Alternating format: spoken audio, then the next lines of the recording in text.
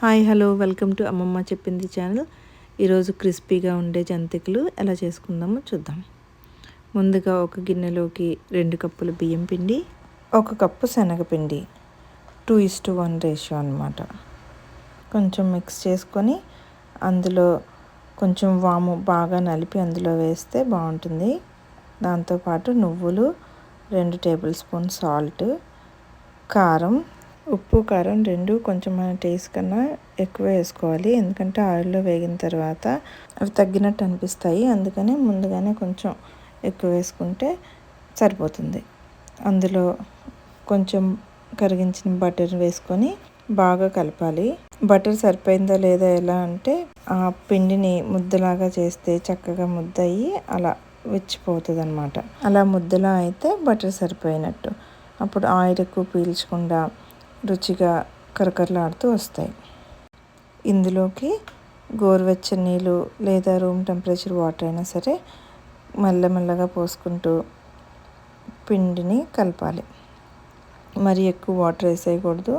స్లోగా యాడ్ చేసుకొని చక్కగా ముద్దని ఈ కన్సిస్టెన్సీలో కలుపుకోవాలి.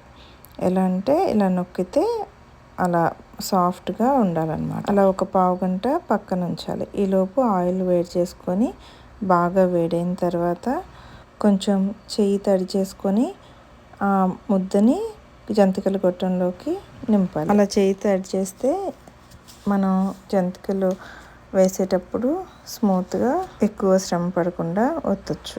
ఇలా మెల్లగా నొక్కుంటూ ఈజీగా జంతికలు వేయచ్చు. చిన్న చిన్న జంతికలు వేసుకుంటే కిడ్స్కి ఇచ్చేటప్పుడు ఒక జంతిక మొత్తం ఇవ్వచ్చు, చక్కగా కంప్లీట్ చేస్తారు. అలా వేసిన జంతికని మెల్లగా మరిగిన నూనెలో వేసి వేయించాలి.